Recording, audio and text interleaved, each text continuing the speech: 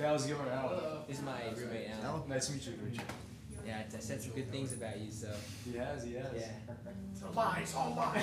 How's it going, Alan? I saw Gavin downstairs. Is he coming up? Is he really downstairs? Oh, yeah. I think I saw him. I want to say it was him. No, but- well, he told me he was gonna come heckle me because I invited that. Yeah, you can put. Visiting for business. That's pretty cool. Whatever. So. What about Peter's? Peter stopping by? Really? You should have dragged him over here. Hey, Jeff, how's it going? Silence bringing here tonight? Yeah, I think that, just kind of interested in, all things, So we're flexible on the start time. I'm Bernard. So I was associated with this. Okay. I was interested in showing. Okay. Sure. So what are you doing now? right now, I'm doing It's top floor, right? 16. Top floor. Oh yeah. That's Is it. that's a hotel? Yeah. Oh, is it? Yeah. I've only Yeah. heard a lot about it. That's basically me. Okay, just have the background. Could have done a good rate. I'd have to ask Katie when the next one's gonna start. Just wing it. So Yeah, yeah, I mean, I run these meetings.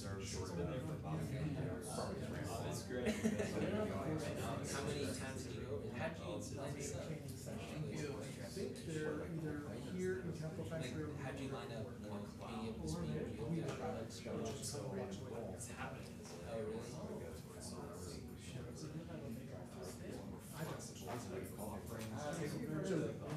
They will, I work with them. I have a Google Fiber connection. I don't need data for that.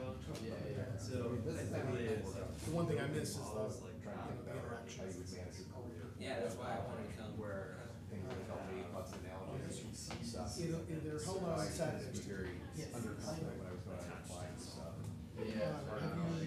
Who did you send your email or your contact? the hardware and Yeah, that's what we came to hear. We came to hear the secret. So. So do you go to UT as well or? Oh, and There are also online sessions. Oh, you're from college, yeah. I am from. Oh, that's what it is. Yeah. It's cool, it's interesting. how was it? Right, they're doing coding. He did show up. yeah. The reason why we did that is because he asked here, he wants it, the majority of people want the product management. There's onesie twosie interest for the other ones, but it's not enough to bring them together. I still have to make Money doing that. So. Yeah, I would given up on that one. Yeah, I watched the previews. You know what? I I know what just disappoints me is personally very personal. How are you? Yeah, good to see you. You were not going to get Oh, really? Well, we solicit product actively working on it. All right. I told them they were Talk about it.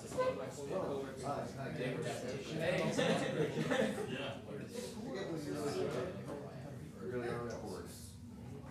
Wants to find out how to In terms structure your of career. street protocols. Oh, no, there wasn't. No, I was saying, Even in my system. I thought you were really lying. Right, so there are Slack pages dedicated for recruiters. And once you've gone through the system, say, graduated or about to graduate, go to those pages and postings. Dozens and dozens. Oh, that's right. Yeah. It took a fucking hour of traffic. They say,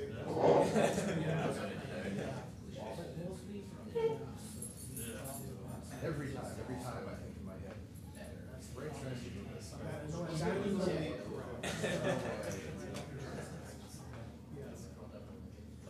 Go to the other very expensive worry about like No, it's just. Yeah. probability. What did I have to tell you? That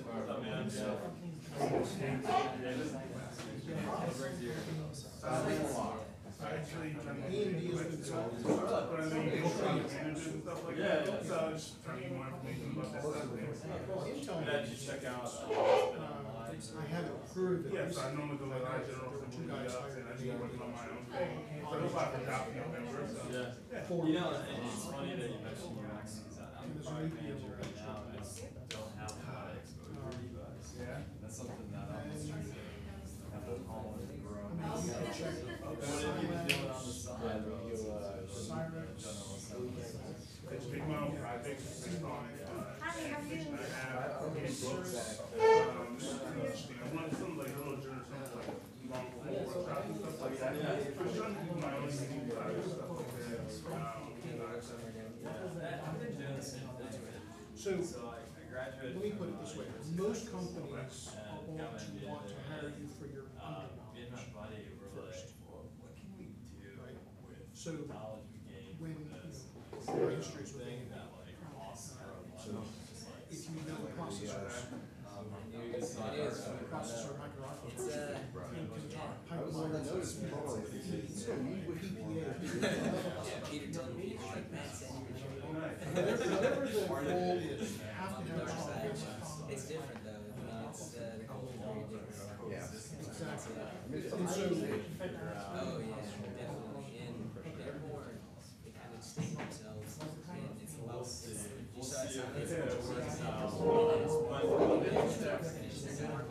least it's all one but usually, most companies like, don't bring in, it's different, inexperienced. environment, I don't really, I can't relate We all to at least, you want somebody who's experienced. The PM part is on top. and, Exactly. Yeah, that's cool. they like to gossip. So what are your salary? Yes. First So thing PM is one of those types of roles that's really. Not the optimal, but it's good, I mean, they're all So they really really want smart. to see that sort of thing. And they definitely can sell anything too, it's just the environment, it's not just. designed it, but Well, from my perspective, to do each one, So we need to know, we have to sit there. back in. Unless you want to deal with that kind of Since graduated from UT or no? almost always. Most, Yeah. I would say like 90%, small businesses don't have funding. They don't have the ability. Were you like one of the first ones? No, I joined, For very specific technical roles, they were. What were you doing PM prior roles, to that? the general deal. Nutritech, Are you gonna like try to software. Oh, okay. So you're, But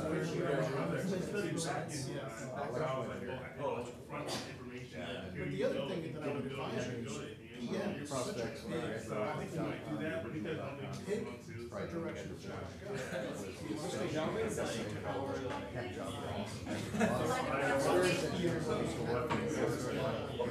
Risk. People that have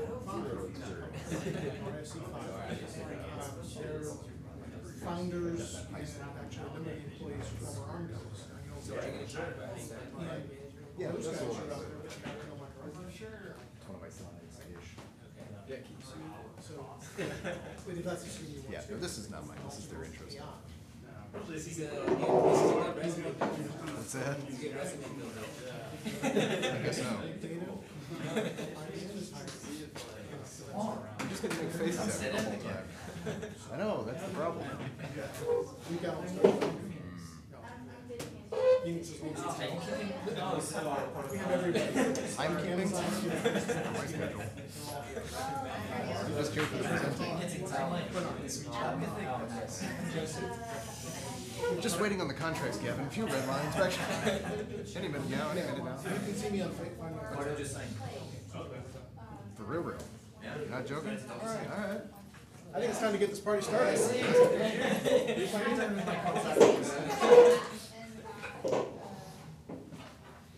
All right.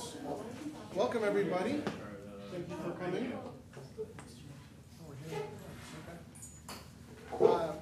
If you guys aren't part of our Slack community, please join us. Really large, awesome Slack community. One of the cool things about this for the product school Slack community is that every Tuesdays we do AMAs, and every Thursdays they do a Facebook Live discussion. And if you miss them, you can go to the Facebook page and get the replays. But the AMAs are very, very cool. 5,000 people have taken the courses across 14 different campuses. We're on Toronto and the London outside of this country. The main course that's taught here in Austin, of course, is product management. So if you are new to the world of product management, this is probably the course that you want to go. It's the basic set of skills that help you transition from whatever field you're in into the world of product management. We also offer a number of these other courses, mostly in the other campuses. Here, these courses are actually available online. Coding for managers, data analytics, and not digital marketing, but blockchain are the other ones that are available. And by the way, the reason why some of those are online is because there are only like 1 or 2 people that say, yeah, we want to do it. But if I have 20, 30 people that say, yeah, we want to take this, the more interest we have, we can get an instructor here to teach these courses locally as opposed to having them do online. So if you are interested in those types of things in a course, get 29 friends and let's go. All right, but I want to introduce Matt Wilson from Cylance. And he's going to talk to us about your career. There you go. Right. Thank you, Bernard. As you can see from the photo, I only wear blue shirts. So when I got approached to deliver this talk, I kind of wasn't really sure where to go. Open-ended questions are hard for stuff like this. And the one thing that I kind of kept coming back to was, you know, I feel pretty lucky in how I have ended up in a product management role and wanted to really think about some of the things that, looking back, may have sort of led to those opportunities. But a lot of it isn't really well structured. I think when people go out job seeking, it can be kind of overwhelming, especially if you're trying to make a big career transition or be very targeted with it. So I thought, you know, what if I tried to put things that I've learned and just tips and techniques. These aren't necessarily mine. These aren't, I won't say that they're earth-shattering, but I think putting them in a framework like a product manager would approach Product Management 101 may be useful. Hopefully you'll learn something. If you've got a question, please interrupt. I tend to talk a lot. I've got a lot of slides I'll try to burn through real fast, but just raise your hand if you've got a question. I'm happy to stop. So product is, your career as a product, you're its consumer. So that's really what the focus is going to be around. Quick background on me. So I was an engineer for about 14 years, started doing front-end web development when I was in high school, spent a lot of time then doing back-end coding. Before about 8 years ago, I transitioned over to product management. So I started off in a technical product manager role. These are just kind of a small sampling of it. If it has the word product, I've probably held that title. It says as much about how much I've switched around, I think, as how different companies title the role differently and kind of view the role. And I've kind of run the gamut in terms of my background. I haven't stayed put in one industry for very long.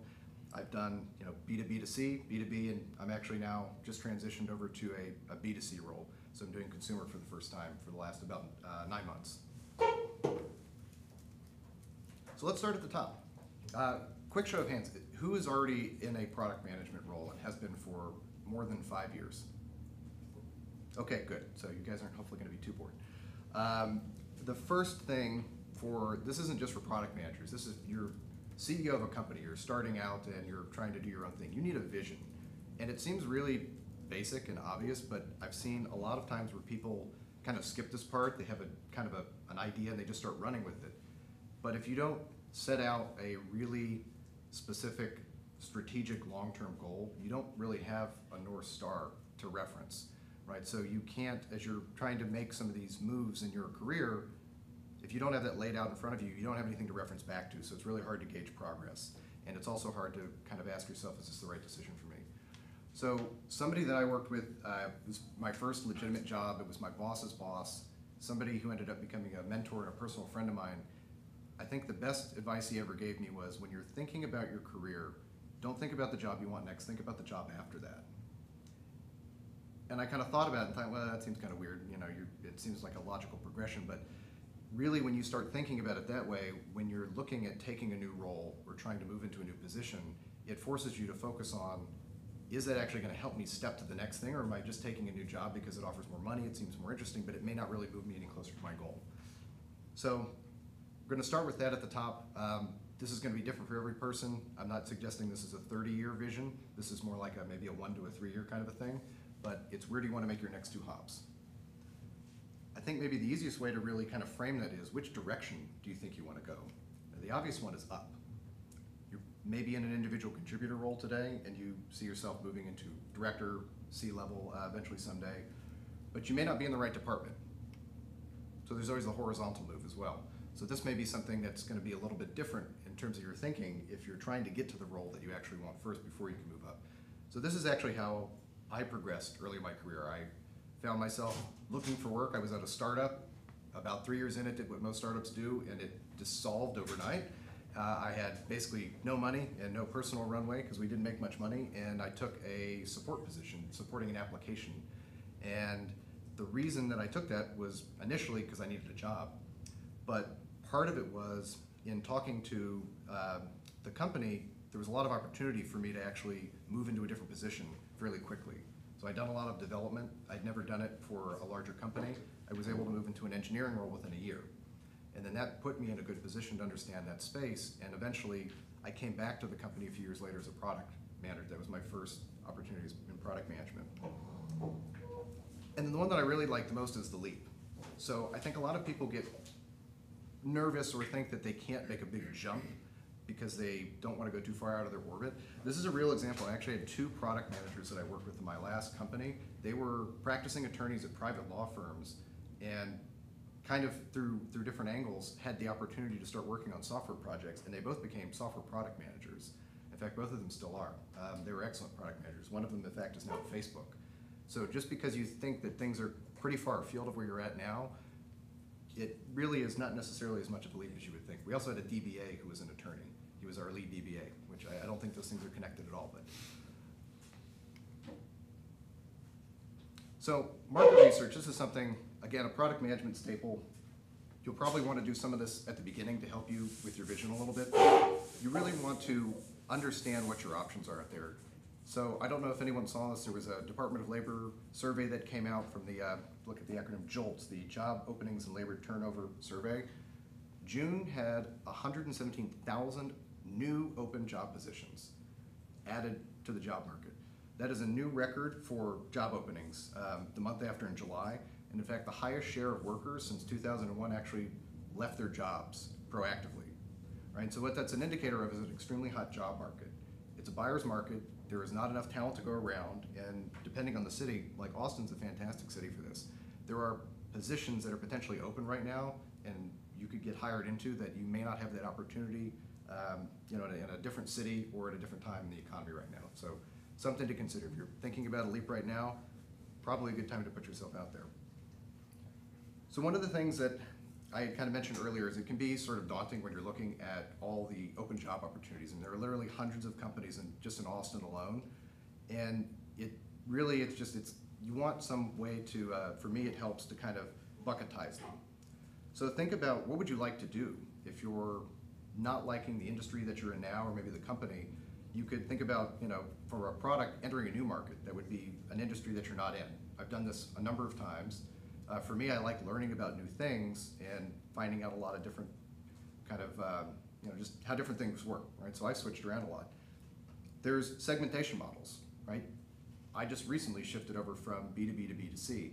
And I think that's kind of an important transition to consider because there are a lot of different skills that you'll need on different sides of the equation. So one of the big draws for me for a B2C role is traditionally I've done enterprise software.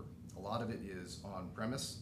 So the companies are actually installing it, not in the cloud, and that didn't give us any access to do things like A/B testing, gathering user analytics. And so all these tools that I hear product managers talking about, I never had the opportunity to put those in my product. Sometimes we were actually contractually forbidden from doing things like that. So something to consider is just sort of that shift to the side. Now, I chose to switch industries as well, but there are obviously a lot of opportunities where you can make that B2C shift and stay in the same vertical. And then, adjacencies. I think this is something that where you're looking at similar industries to where you're already in now, you may not consider outright. For me, legal technology was the type of industry I came from prior to being at Silence. The legal technology that we did was for corporate legal departments. So Fortune 100, they have large IT staffs, lawyers, paralegals, but there's different software that serves a similar function for private law firms. There's also things like e-discovery and contract management. There are literally hundreds of companies that operate in this space, that would have a lot of transferable skills potentially. So just something to think about when you're kind of looking at all these different job opportunities. Try to think about maybe the buckets that you'd be interested in the most. Competitive analysis, of course, this is something you'd want to do before entering, any new market with your product, even an existing product. But the sad truth is that the competition in this case is everybody in this room. It's myself included, right? You're fighting against other people for a job you want to get.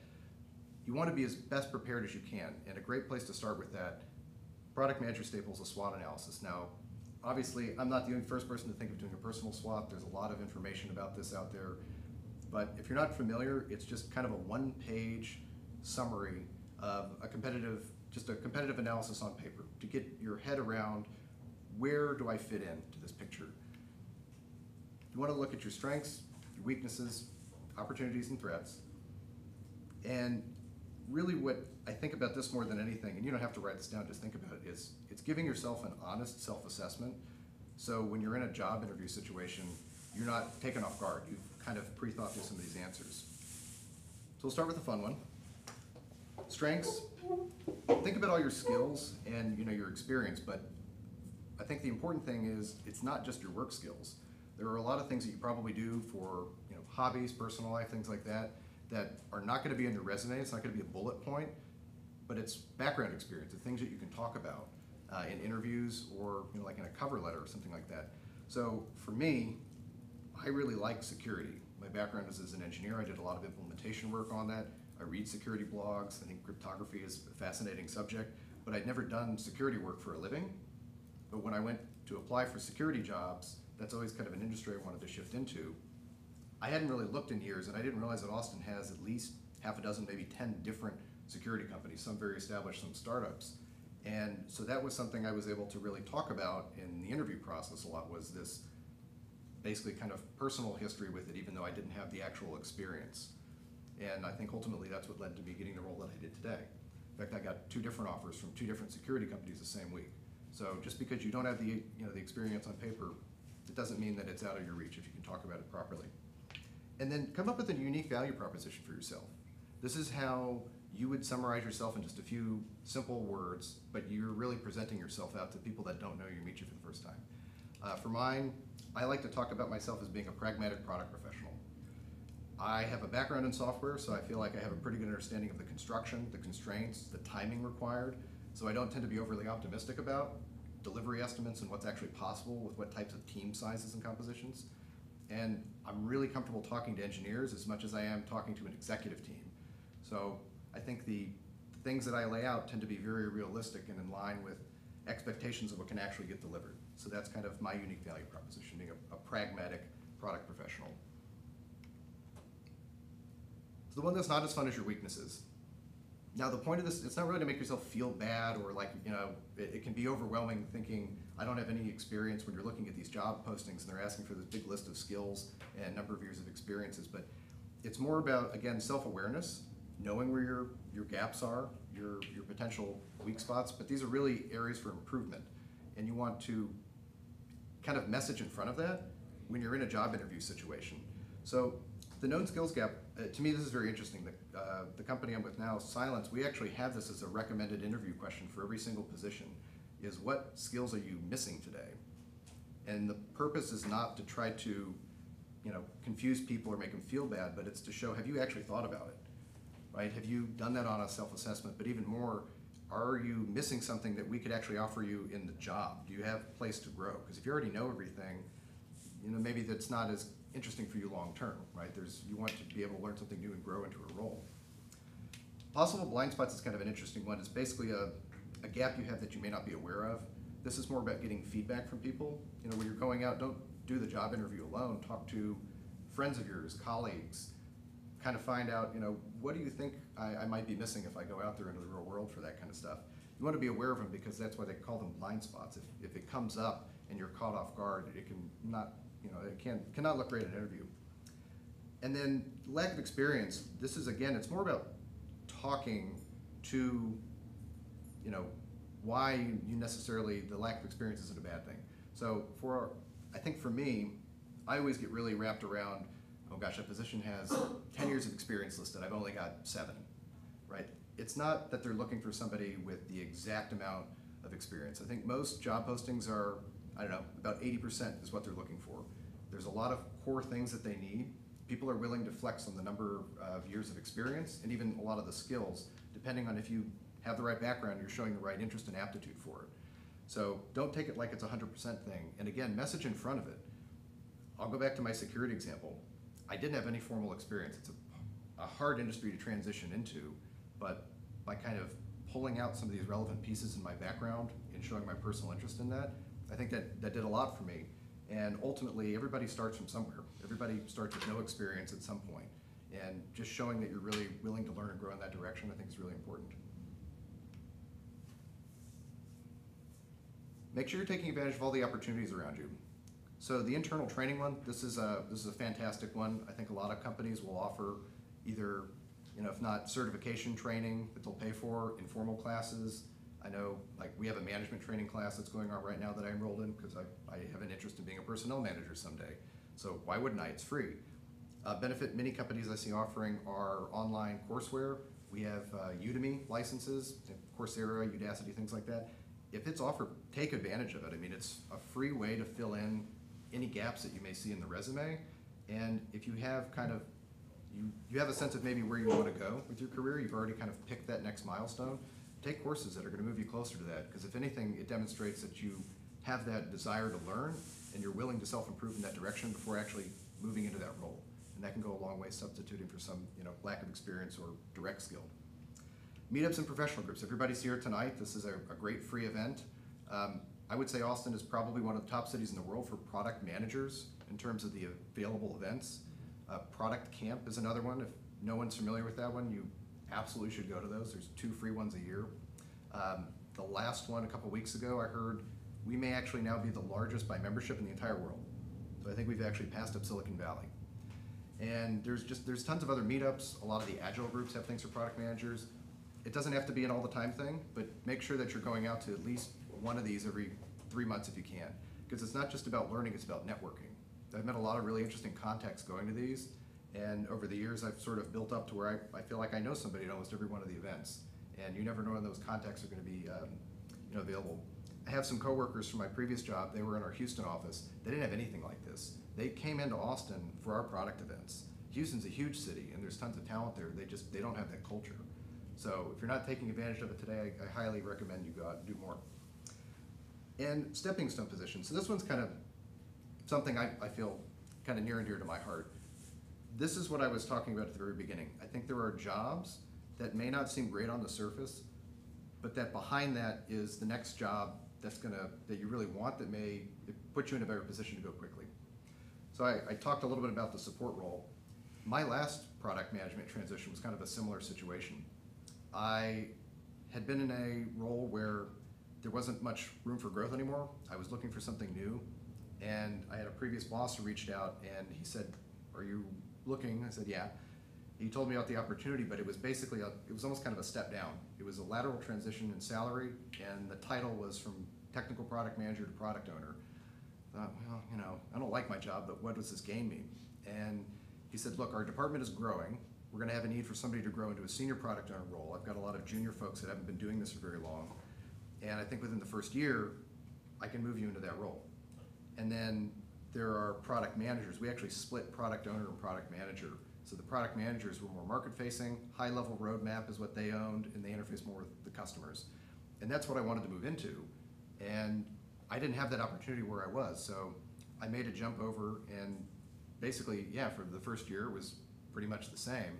And then I was able to move into the senior role, and within a year, another product manager moved on, and I was able to take over that position. So ultimately, I exited the company where I wanted to be as a product manager.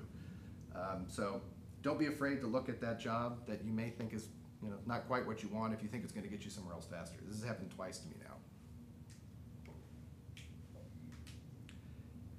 And always be sure of things that can be a little bit detrimental to your career. Limited internal growth paths is one that it may seem obvious, but they can kind of, sort of like boiling a lobster, it can happen very slowly over time, you don't realize it.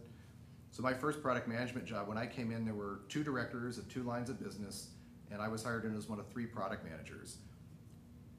One of the directors left, so they rolled the department up under the other director. That was fine. I actually ended up really liking this director. He was the one I followed to my last job. Well, one of the product managers left, and then we didn't backfill, and then the director left. And so then I realized it was just me and the other product manager, and they rolled us up to a general manager who had no idea really what product managers did, didn't have any interest in it. We were just sort of his direct reports on paper, and I had lost effectively all internal growth paths. I didn't have anyone to learn from, and I didn't have any position above mine anymore. They had literally eliminated any next step. I could have gotten a senior position maybe if I stuck it out for a few more years, but it wasn't worth it. So that's when I decided that I needed to make a switch because there was no place for me to grow. Lack of similar industry positions. This one's kind of interesting. So I don't know how much this would apply necessarily to a lot of product management roles, but my boss now, he's a director of product management and marketing for the consumer division. He spent about 10 years at a competitor, a large antivirus software maker, and he had worked his way up to the director of global malware research, which basically means he was running the team around the world that analyzed all the new threats that would come out. They would, they would write these signatures, they put them into the antivirus products that sit on your desktop. Well, there's not a whole lot of those positions in the world. They pretty much only exist at the large antivirus software makers. So there was maybe a dozen of those opportunities for him anywhere in the world. He could potentially move up into a VP position, but you have to have one of the VPs move on first. And so the higher up that he went, the more prestige he had in that job, but the narrower it got. And his opportunities were extremely limited. So he actually decided that he needed to make a change, and it was pretty much 2 rungs down on the ladder. He went back to, he managed to get a role internally as an entry-level product manager at the same company to work his way back up in a different career trajectory. So it's not as common, but just something to consider. And then make sure you're keeping your skills up to date. I was teasing you, this is the joke you don't get. I hope everyone's seen Office Space. But it's easy to get comfortable in a role. You start going about your day-to-day. You stick out with the company maybe a little bit longer than you should. For me, it was that the time when I realized that I didn't have any more growth path. If your company's not willing to invest in you, they're not willing to invest in tools or training, it can be hard to do it on your own, especially when you're trying to just get by in your regular day job. And it can give you kind of a bit of a disadvantage, and more than anything, it gets in your head if you realize you're 2, 3, 4 years out of date on, not necessarily techniques even, but just software products or new, market research or, kind of knowledge of the industry or whatever. It can just put you in a bad spot. You don't want to find yourself having to relearn everything just because you stagnated in a role, because you didn't have that opportunity for personal growth. So roadmaps, this is kind of, again, the product management staple. It's really how you're going to work towards your strategic vision. So the roadmap, it is a set of goals. It's not a detailed plan. So you're not mapping everything out week by week, month by month necessarily, but when you're thinking about your vision, where you want to go, this is a few high-level markers that you can use to kind of judge your success based on how you're working towards your vision. So, let's say that my vision is I would like to move into a director position within 3 years. Then my goals along that path might include things like making sure that I was ready to be a personnel manager, or trying to get experience like that. I would definitely want to make sure I was in a role that had director positions, first of all, and that had a growing product management department, right? So you're just kind of setting things that you can use as these mile markers and course correct if needed, right? That's kind of the thing. It's sort of like Google Maps, where you put in the start and the end point. Things are going to happen along the way. There's going to be traffic. You're going to get diverted, but it's always going to sort of take you back to that end point, right? And that's really what the roadmap is for. Again, this is just sort of a mental exercise to help you make sure that you're continuing to sort of refocus when you need to. And focus on one or two things at a time. So the rest of the presentation, I have just some other little tips and techniques and framings, but as a product manager, it's really easy to start working on something and then you see something else, and then before you know it, you've got 9 or 10 things you're trying to do in parallel. And they can all seem really important, but what that does is it just dilutes your focus. And so it really helps, especially when you're trying to go out and job hunt. If you feel overwhelmed by it, pick 1 or 2 things that you can work on at a time and just try to move on from one thing to another. This is something that I don't really hear too many people talk about, but I think that it's totally reasonable to experiment with job roles before you make a switch. sometimes you do need to switch into a new position to actually do that. But I mean, think of it almost like you would A/B test a piece of software. Do I like one versus the other more? Which one, seems to perform better? I had a coworker at my last company. He was a technical writer. He had a background in English. He had been doing it for a number of years. He wasn't sure that he liked it or not. And he saw all the product owners. He thought, those guys seem like they have a much better job than I do. I would like to find out more about that. So he approached the director and said, I'm interested in learning about this. How do I how do I move towards this? How do I get more? So the director was willing to work with him, and he gave him some small projects at first. These were like little internal projects, things that got him in front of engineering teams, writing requirements. And they just sort of evaluated every month or two. Do you like this? Are you enjoying this kind of work? Okay, we'll keep moving forward. And after he did that for about a year, he realized he really did like that. And when a junior PO position opened up, he was able to transition into that. I mean, he obviously still had to apply for it, but the reverse is also true. You want to make sure that maybe you are going in the right direction for you. I had an engineering manager I worked with a number of years ago. It was his first role as a manager. He had been an individual contributor, senior software engineer for a number of years, and he thought that he wanted to do that vertical route, that he wanted to become a director and eventually maybe a CTO. So he took this job, and a few months into it, he realized he actually didn't really like the interpersonal management of people. It's hard, and it's not for everyone. And he stuck it out for about a year, and just to do that to prove to himself that he didn't like being a manager, and he actually really missed software development. And so he ultimately left, and 5 years later he's at the same company. He's a senior software architect now. So that's kind of the point about you can always turn back. I think there are very few fatal career mistakes, dead ends that we really can't recover from. So this is, again, back to the course correction bit. If you find yourself down a path that maybe doesn't fit, pivot back and ask yourself if you're still kind of headed towards that right goal for you. All right, let's talk a little bit about some more tactical things. This would be in your software roadmap, executing towards your plan. If you think about yourself like a product, all products are going to have a set of features, and you've got skills, you probably have certifications, things that you've got, industry knowledge, things like that. One thing that you have to do with software products is you deprecate functionality that has outlived its useful purpose. It costs more to maintain than the value it's currently delivering. Because if you leave things like that in the software product, you still have to run the tests. You have to make sure that it doesn't break every time. So it's hard, but you need to excise that functionality from the application, and then it just doesn't exist. And I think the same is kind of true as you progress in your career. So I was a developer for so many years. That was what I knew. That's what I really enjoyed. And when I got my first product management role, I realized I was still reading a lot of technical blogs. I had all these email distribution lists, and I still found it interesting. And at some point it occurred to me, I probably shouldn't be spending all this time doing that anymore. If I really am serious about product management, I should be replacing all these with product management blogs and articles and news feeds and things like that. And that can be something that's kind of hard to do, to really give up all that past stuff you've been working with. But I think it's really important because you've only got so much time, and you want to make sure that you're spending it in something that's going to move you forward and not keep you anchored in the past. Certifications, that's kind of a weird one too. So I got my Scrum Certified Product Owner certification right when I started. It's an expensive cert through Scrum Alliance, and you have to renew it every year after the first two. It's like $200 a year to renew. You don't have to do anything else, so it doesn't make you a better product manager. It just makes you $200 poorer.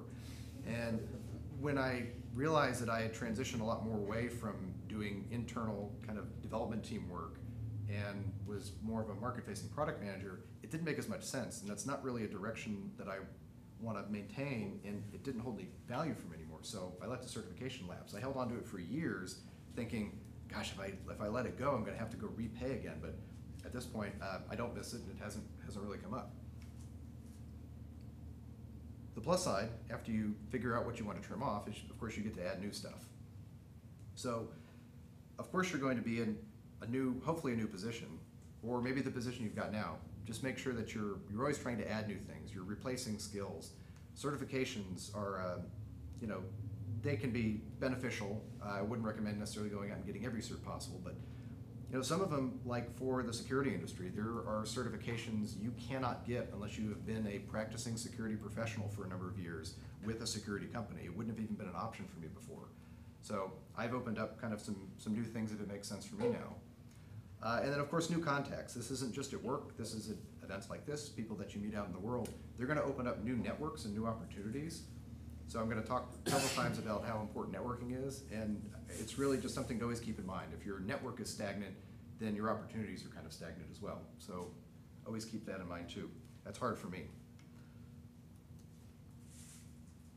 Marketing and messaging is equally important, right? If you build it, they will not come. People have to know about it, and people have to be excited about the product. And again, you're the product, so your messaging is how you talk about yourself and how you present yourself. What you are and why you're valuable, that's kind of I feel like that's your packaging, that's your branding. The marketing message behind that is how you highlight and choose to put forward some of your career objectives. Now, what I see this a lot in resumes, and this is what I did for most of my early career, is you list out all the accomplishments that you did, projects that you worked on, technical skills, and that's great, but it doesn't give people, there's no story behind that. I would really advocate for something I had started doing was trying to figure out, once you realize where you're trying to go maybe in your next career, so for me, I'll go back to the cybersecurity where I'm at now. When I realized how much opportunity there was, I kind of thought, can I highlight the things in my work experience that would actually point to that? So instead of just listing tools and tech I used, talk about security implementations that I did with those. And instead of highlighting all the legal stuff that I did with the legal technology in my last company, a lot of that was around regulatory issues. I highlighted the fact that a lot of those companies are extremely security conscious, and I had to actually implement several security features specifically for the product, and we had to go through some physical security audits as well. So showing this kind of package progression, if you will, can do a lot. And then ultimately, the brand awareness piece of it, if you've got all this slick marketing messaging, you're talking about yourself, you've got your talking points down, your resume is really nice, but it's not on LinkedIn, and you're not messaging that out, you're not putting it out into your network, you're not being discovered, right? I think LinkedIn, it kind of goes without saying, it's sort of the de facto way that people find you these days. That's where I know a heck of a lot of recruiters reach out to me. I've got all my flags turned off, I'm not interested. I still get calls almost every single day from people like that because that's all they do is they spend time on LinkedIn. And if you don't have a profile that's complete, if you don't have a picture, if it's not up to date, and you don't have that coherent message, you're gonna get skipped over for a lot of stuff like that. So I think that's extremely important to make sure that your LinkedIn is well set. And then one final piece about that, so to go back to the weaknesses, the skills gaps, things like that, any lack of experience, if you see a job application and they offer an optional cover letter or a personal blurb, you need to fill that in absolutely every single time. I used to skip over those quite a bit, and I had some standard ones, thank you, this looks like an interesting opportunity, whatever. But I found that I had a much higher response rate when I actually took the time to dig a little bit deeper about the company and again try to craft my message, what I was actually saying for every single job that I applied for. I started going from not really getting a whole lot of responses to getting multiple, not just interviews, but moving to the right person immediately, right? Get past the initial hiring manager or the recruiter. So that's a missed opportunity if you're not talking more about it. And that's the place to talk about your passions, your background, and the things that are not on your resume. I think a lot of people skip over that. Pricing, of course, is very important. For your personal product, this is, what are you worth? What kind of jobs do you think are available to you? It's hard to know what you're worth unless you've done a comparative analysis. So this is I know talking about money is kind of a taboo. It's getting a little bit better. You can talk to coworkers. You don't have to talk about specific numbers. You can kind of talk directionally about things to get a good sense of that. Look at if you have friends that are in similar jobs at other companies. Use online resources. Glassdoor posts tons of salary ranges. They'll actually give specific positions at companies. Pragmatic marketing, kind of one of the de facto old school product manager training training courses. Every year they do a survey of product management professionals that have gone through their classes. They publish a big survey that slices out what people make by, I think, job title, years of experience, geographic region, industry. So they're giving you all this information so that you're well armed when you come into conversation. So you know, number one, that your expectations are set correctly, right? I hate to tell your product managers, we don't make hundreds of thousands of dollars a year unless you're really damn good or you're at a really high level. But at the same time, you're not worth $40,000 a year, you're worth a lot more than that. So if you don't have a sense of that, you don't have a good reference point for when you're going into any negotiations. Strategic pricing, this is one that I think is maybe a little bit, it'll vary from person to person whether you think this applies to you or not. But so on the physical product side, you've got things that are loss leaders. You're willing to sell something for less money than it actually costs to produce it for a very specific reason. A good example is you're trying to put a smaller competitor out of business that can't afford to bring their costs down to that amount of money. You can bleed them dry and they'll go out of business before it hurts you at all, right? So the same is kind of true in product management. I talked a little bit about making a lateral move. Well, for me, it was because I had at least one or two opportunities in front of that I knew I wanted, and each of those came with a requisite salary bump. So fortunately, I exited at a much higher place than when I entered the company.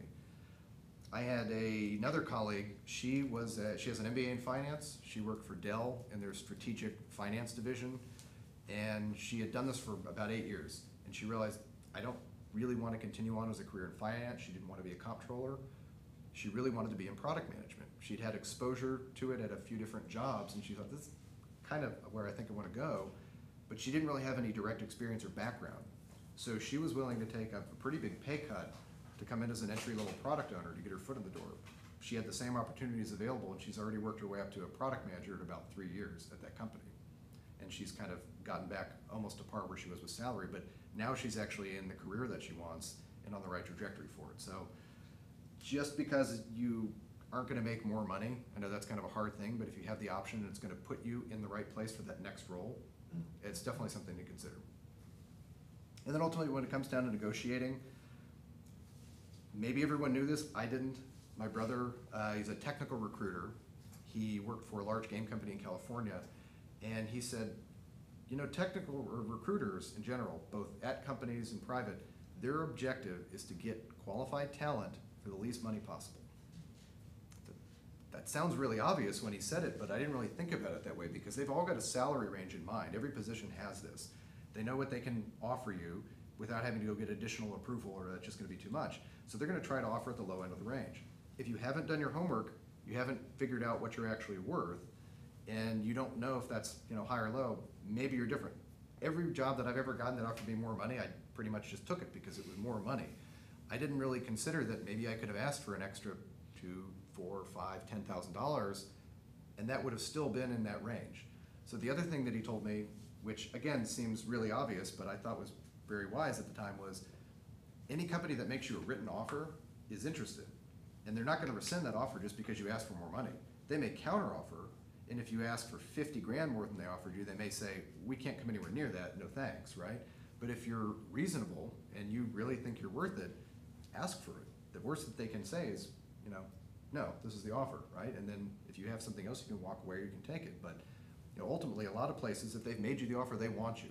And so if you do give them a reasonable counter, most times they're not gonna go through a protracted negotiation. Like I said, talent is hard to bring in right now. They want somebody immediately in most cases, and so they're willing to work with you on that, especially if it's already within their acceptable range for things.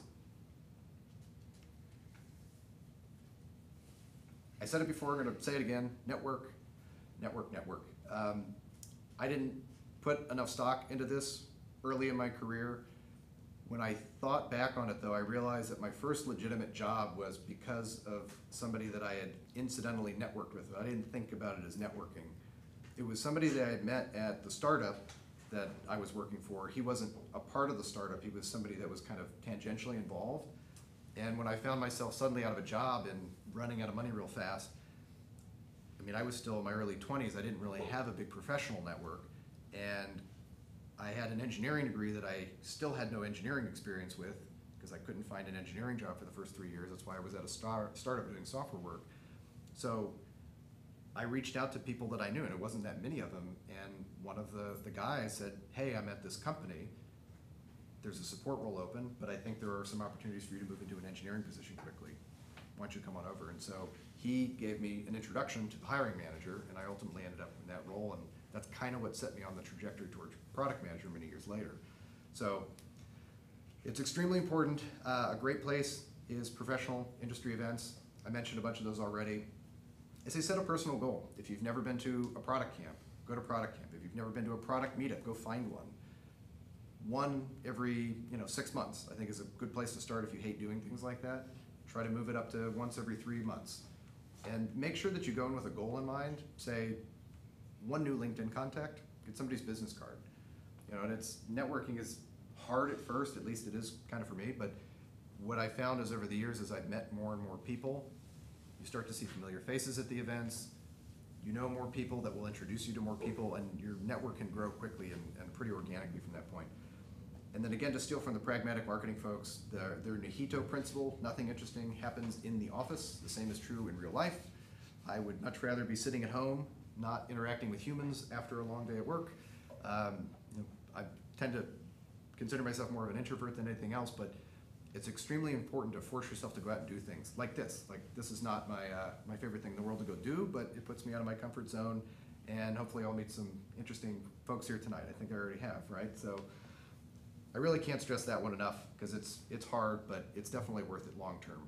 Many of the opportunities that I've had in my career have been because of somebody that I've known. There have been a lot of other opportunities that I was fortunate enough to actually be able to turn down because I got something even better in the meantime, but that those opportunities were through people in my personal network. And the bigger your network, the easier it is to reach out when you actually need a new role. And then finally, gather feedback. This is the product management staple. So this is, I should have said, these aren't really linear activities. A lot of these are ongoing and they're iterative, but the feedback one is perhaps the most important. The first thing is just go talk to the people around you. These are your coworkers, managers, people in other departments. And it doesn't have to be weird, like, hey, Bill, I need feedback. What do you think of me? How am I doing, right? How do you think that meeting went? Do you think there's anything we could do better next time? Or, I'm thinking of taking some of our internal training classes. Is there anything that you think would be good for me to work on?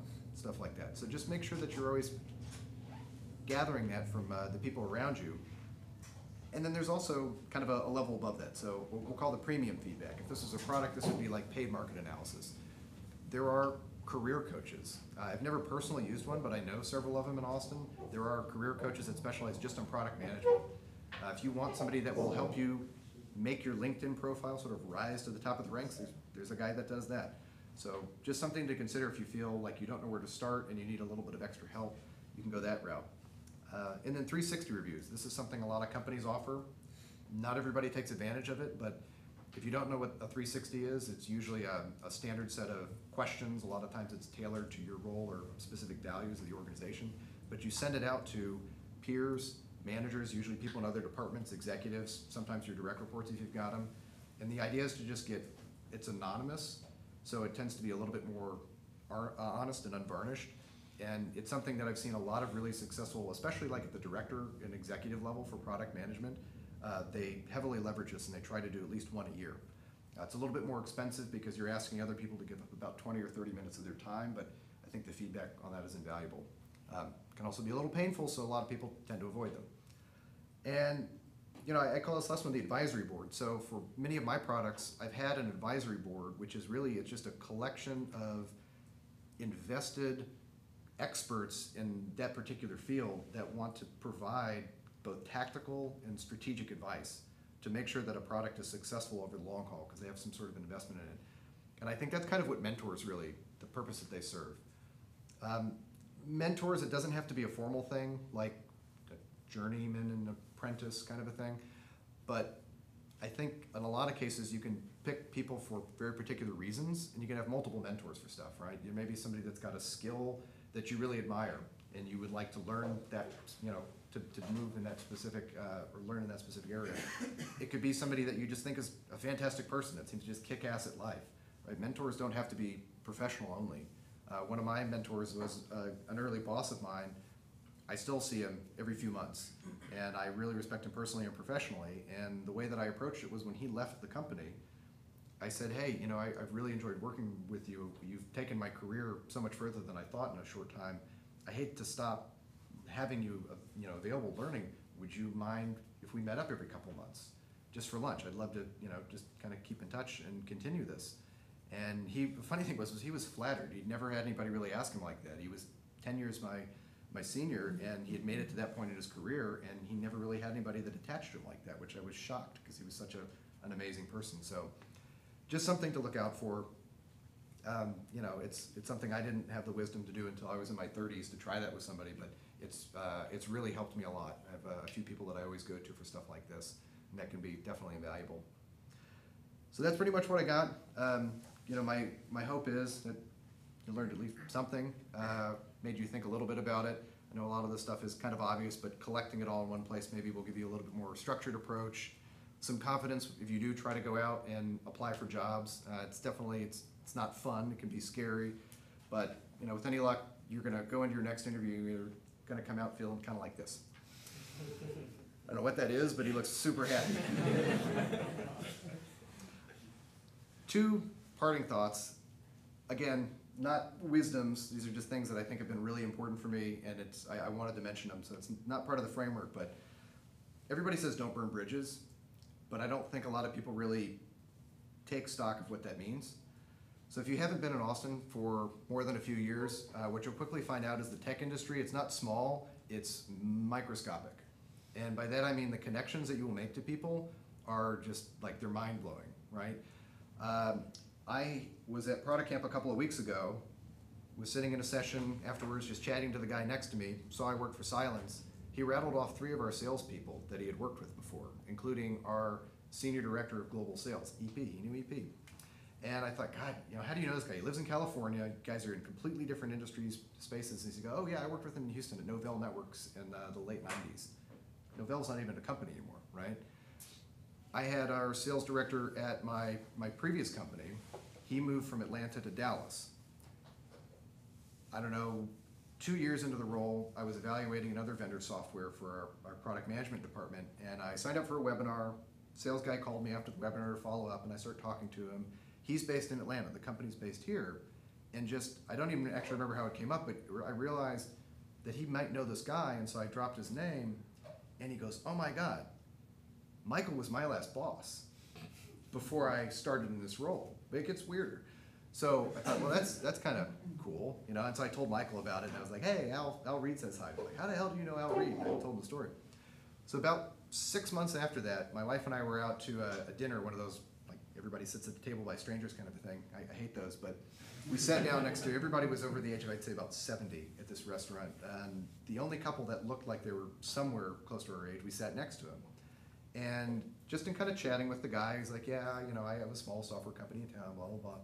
I realized who he was, and his software company is actually really close to my house. And I had been kind of interested in the company for a while, and I was able to bring it up. I said, hey, you know, we were looking at your product. I know I talked to Al, your sales guy, and it opened up this whole conversation, and he put me in touch with his VP of product because they were looking for a local product manager, but they tended to be very insular. It was a company of about 40 people, and most of the people that worked there, they had all worked together before, but they needed another product manager. And I also lived right by him, it turned out. And he put me in touch with his VP. And they were actually trying to figure out a way to create a role for me after I talked to him. Now, the only reason I didn't take that was I ended up at Silence. And it was a hard decision to turn that down. They didn't make the position fast enough. But I think that kind of illustrates the point that you never know who you're gonna meet. And if you are that kind of person that you're not cognizant of how you behave, if you think, you know, I'm done with this job, I'm gonna go out the door guns blazing, it's gonna come back to bite you, and I've seen it a number of times. I've had people that do the rage quit thing, where they just leave all the stuff on the desk, no warning, and they walk out. And these are people that you will find yourself very quickly kind of blacklisted. I know I've actually done that to people. I've prevented them from getting jobs where I work, because I've had extremely negative experiences with them. It's a short list, but you better believe that people are thinking that way about you if you're not really careful how you act and behave. So, very important. And then ultimately, this is kind of, I feel like I've had a lot of luck in my career, but when I kind of dig into it, yeah, there is some component of good fortune in there, but I think a lot of it is just the intersection of being prepared and being in the right place at the right time.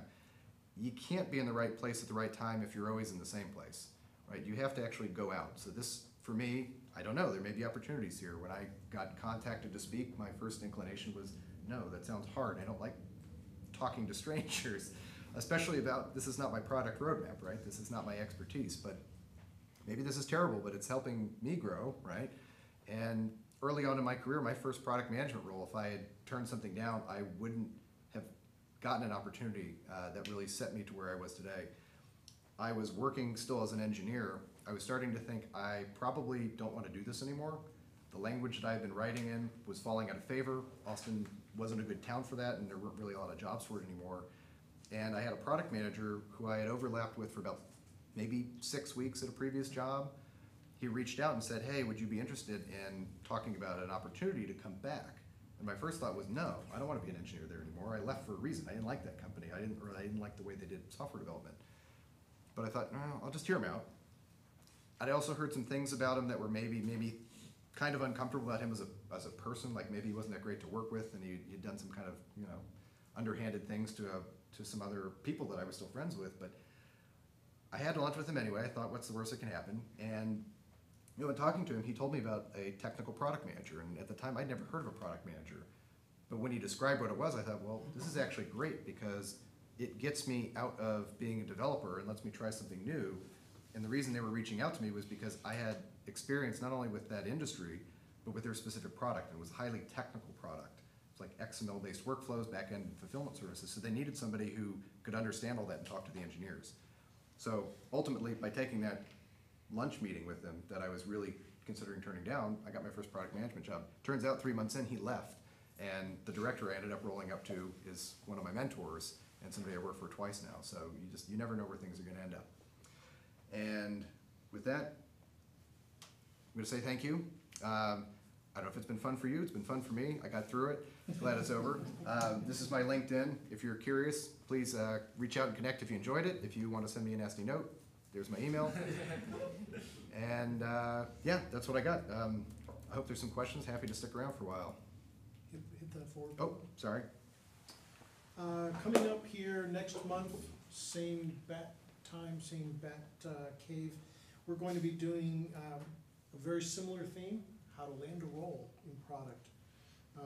I'm actually very curious to see how his talk is different from yours. I'm not going to come. It might be better. Probably going to be better. No, you had some great things there. And then one more slide. We still have a couple spots left for the October class sequence, and I already have one question about the one for January, and I've asked to see when that's going to get nailed down. All right, stick around. If there's any questions, you can talk to him, and we'll go from there. Thank you all for coming.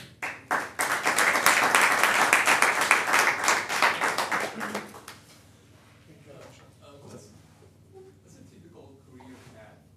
Where it starts with product management and where it goes? I know you said. Oh, sorry, what was it? What is very close? The career path. You know, I don't have a great answer for that. I feel like I came into it sideways. I have met product managers that did literally everything prior to that. I think that's one of the good things and the bad things about product management is it's kind of nebulous. No one really knows how to get into it, but clearly people are because there are a ton of product managers.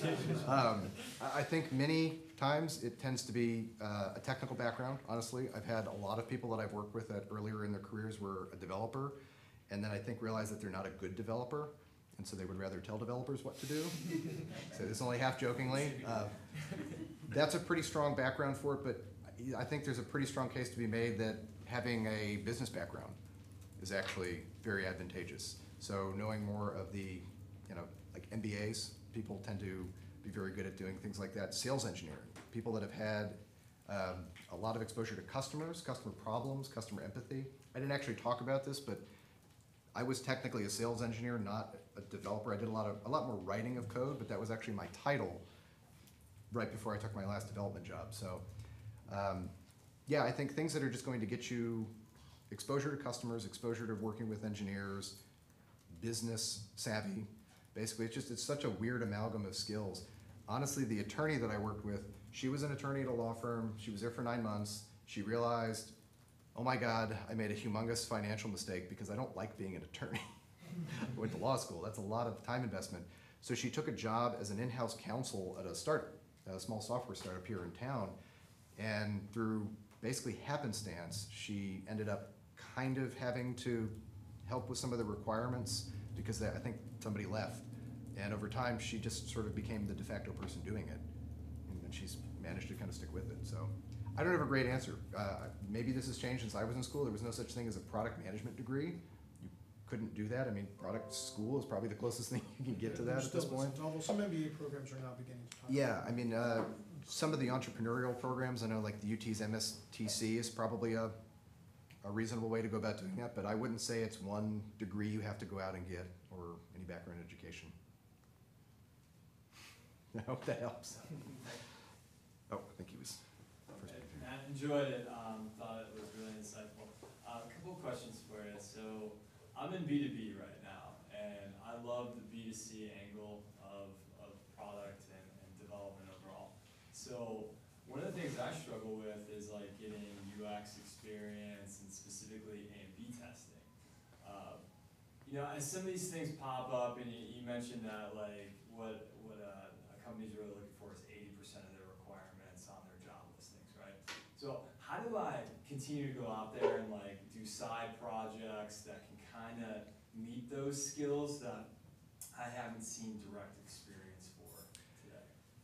Yeah, I mean, that's a good question. I think in a lot of cases, maybe this can also help shape your decision to go in a particular direction with your next move, right? If you see a role that's looking for a product manager that's also going to do all the UX and the wireframing and implementing the A/B testing, they're probably asking for too much, frankly.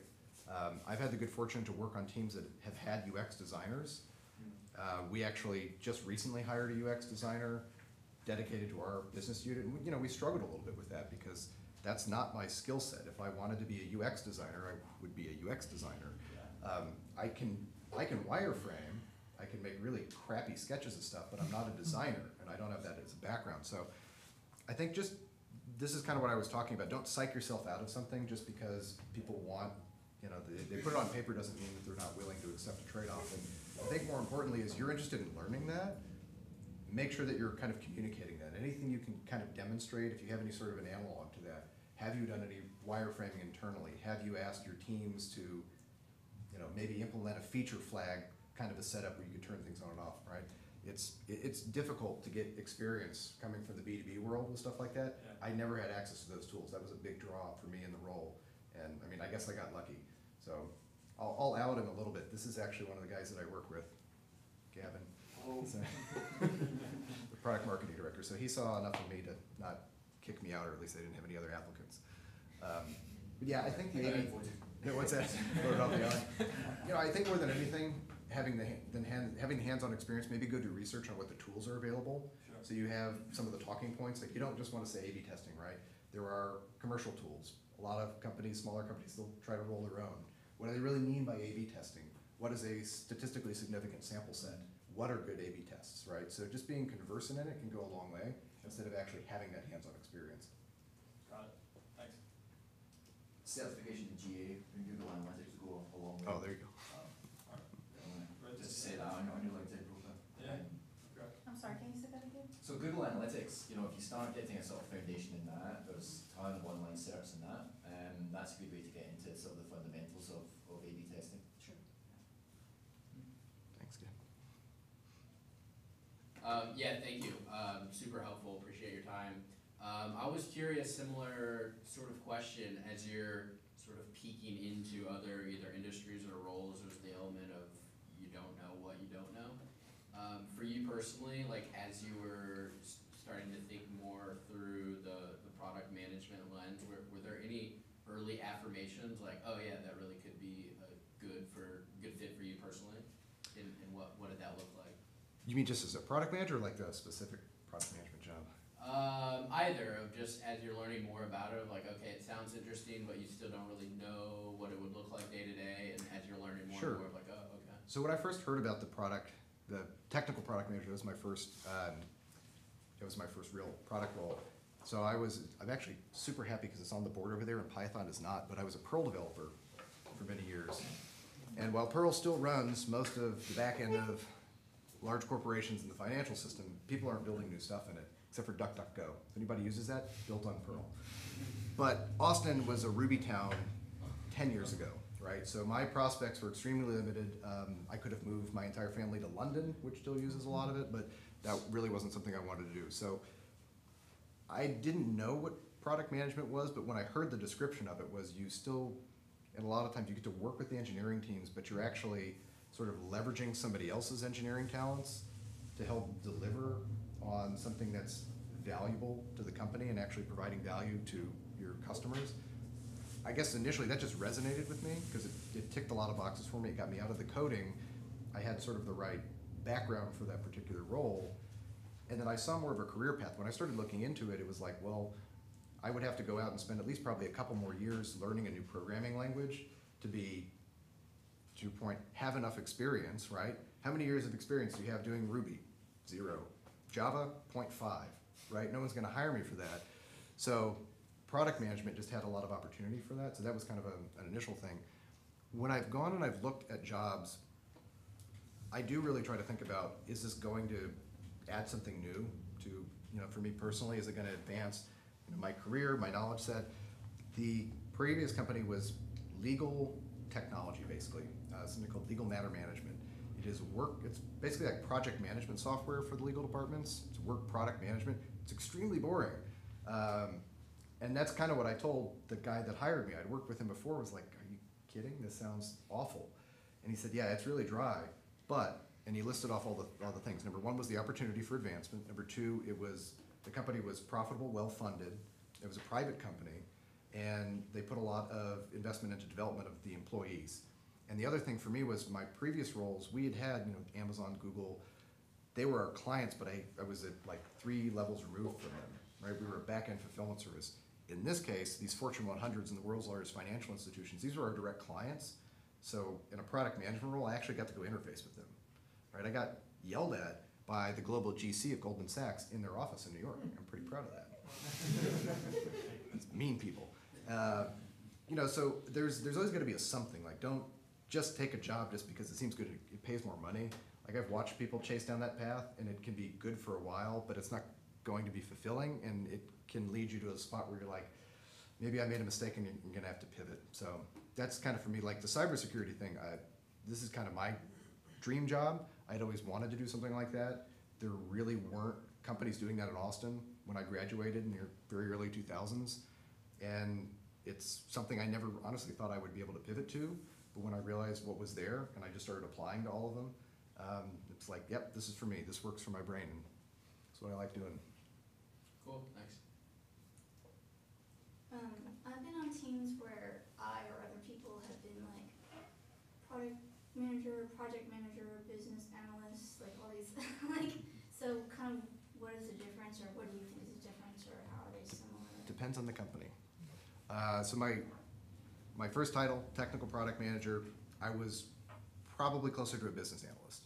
I think business analyst is the easiest analog for most people, doing the detailed requirements gathering in an agile context usually. The second role that I had as a product owner was pretty much more of the same. That company had an interesting structure. They were sort of peer roles, product owner and product manager. The product owner owned the detailed execution plan. They wrote user stories and they worked with the engineering teams, they sat with the teams. Product managers owned the roadmap, the high-level epics they wrote, and it was basically between the two to negotiate that out. So they set sort of like, this is what we need to build at a high level, here's the rough time frames. Product owner was responsible for actually delivering the features that would foot to that roadmap. So they also got to work with the end users a lot more. Ultimately, I did both of those roles there. As a product manager now, I'm kind of a technical product manager again. Ultimately, my goal is to kind of move back to that forward space, but our consumer division is kind of a startup in a startup. So we're moving very quickly, and there's a lot of tactical things. So I've kind of gone back to tactical. For me, I like that. Yeah, it's different in every company. That's actually probably a really good question when you are looking and you find a particular job is, what is your definition of a product manager? Like, what does my day-to-day look like? How much exposure am I going to get to sales, engineering, marketing? Am I doing marketing, right? We have our own marketing team here. Not every company is like that. So it's the one thing that I would say to watch out for. I don't see these postings as much anymore, but a number of years ago, I would see a role that you're kind of reading the description. It's like, holy shit, they want a product manager, a product marketer, a business analyst, a UX designer, and they pay $60K a year. Nice. You're doing 4 jobs for about half the price of what you should be getting. So Yeah, I think part of the problem is that a lot of the hiring companies don't necessarily know what that is. And a lot of times people know they need a product manager, but they don't know what it is. So look for something too that's had a product management function maybe for a little longer to have a better respect for that internally.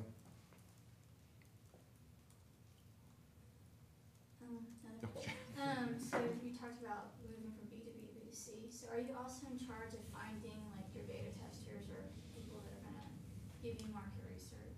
I was on B2B. So that was something that I spearheaded at my last company. Was we created things, we called them working groups, but we would basically go out and we would find the power users and the people that had complained a lot about stuff, and we basically just brought them into the process. Now, we didn't take everything they said as gospel and build it that way, but we were able to incorporate a very long, we had almost hardware-like development cycles that were usually about 9 to 12 months for release. Now, we just launched the product, so we're actually looking at how we can do instrumentation. So we don't have that right now. That's kind of a gap we've got. We don't have that regular feedback. When you have a mass market SaaS product like that, you can't really easily find beta testers that are representative of your general audience, the people that are going to take that are highly technical and early adopters. And if you're trying to get the other parts of that bell curve, that can be a little bit misleading. But good places for that, aside from analytics, are like your support organization. If you do have any touch points with users so we also sell to the individuals at companies, so it's the consumer licenses as a benefit. We talked to the sales teams about that. What are you hearing from things like that? There are a lot of ways to proxy that feedback. Do you have any, I guess, tips around like choosing sample sizes? I'm not a statistician, can't tell you off the top of my head. There are calculators that will give you sample size calculations. If you get a sample set of 5, that's not good enough. Depending on what you're testing, the smaller the margin of error, the larger the sample size. You're going to have to go pretty high. So that's another challenge for us right now. We're fairly early in the launch portion of this. We don't have a statistically significant number of users that if we were able to funnel that traffic, we'd be able to make some of those decisions yet. So that's why we have to kind of use our best judgment for now. But yeah, there's tons of calculators you can do for like sample size. So for now, are you just like picking whoever's complaining the most and just like Those are the people that open support cases. that just and like going, okay, here's the problem that we're gonna focus on, target on for this X amount of time? Not necessarily. I mean, people are going to complain about everything, right?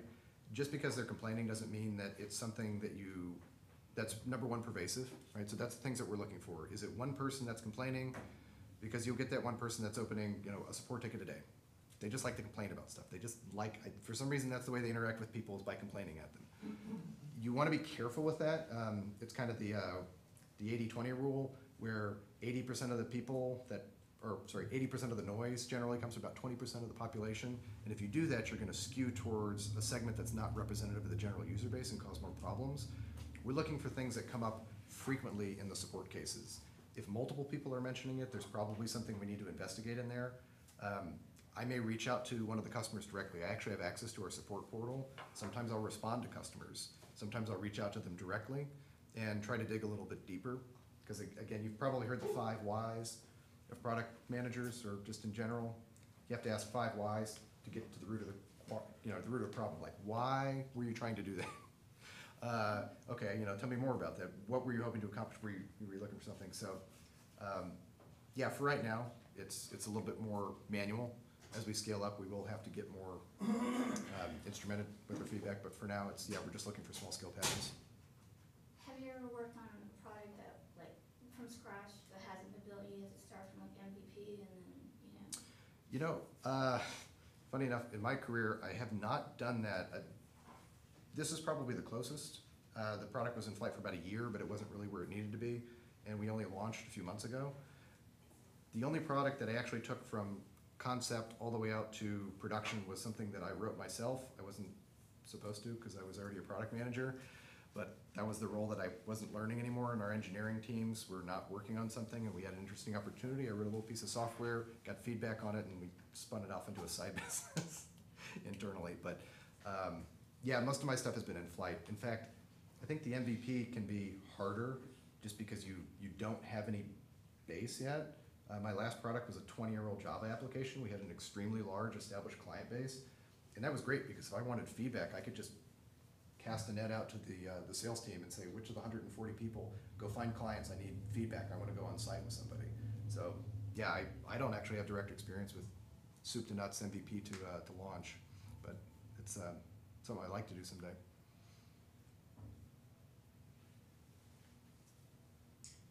How's the organizational hierarchy as far as the product management is concerned in a big company?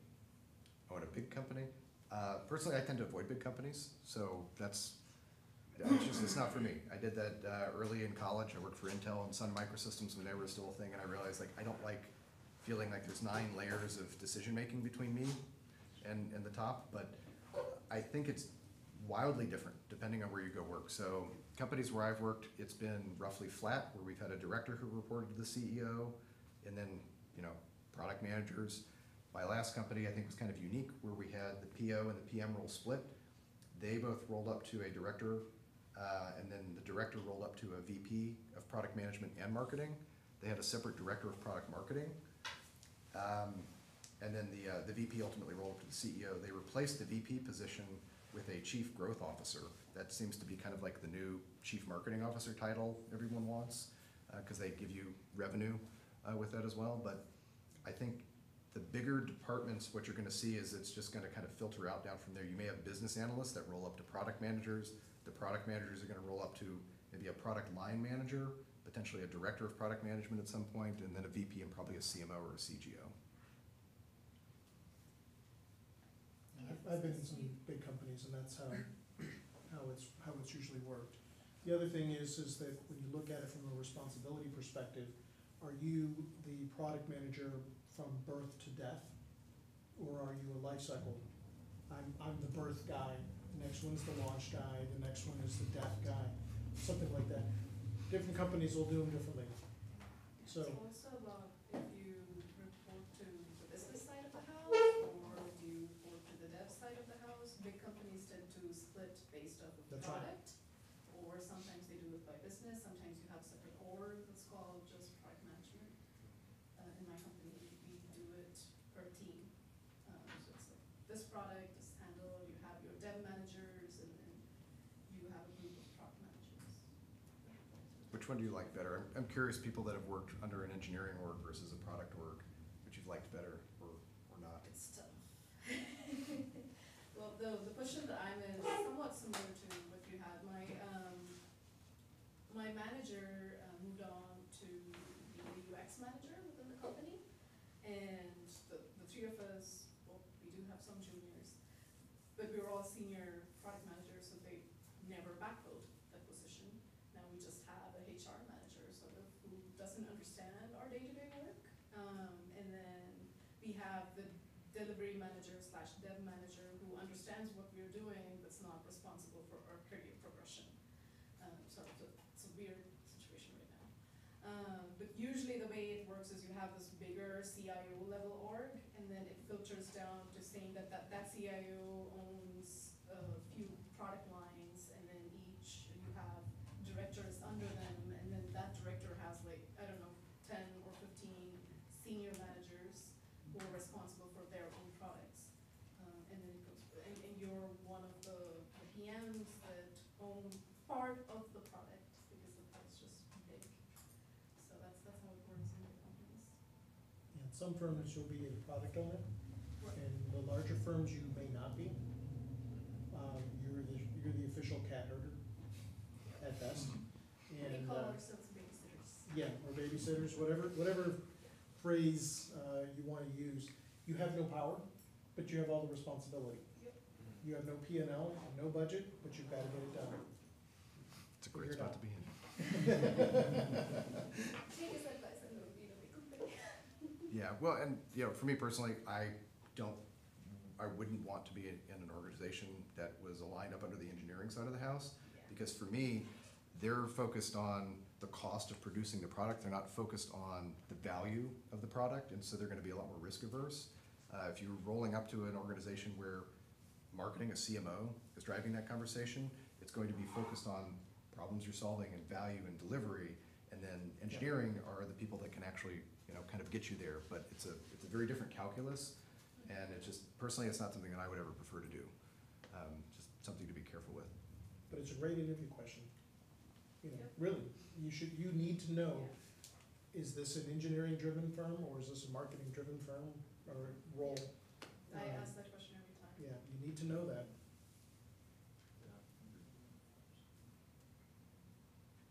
Any other questions? If not, we'll see you guys next month. Thank you all for coming.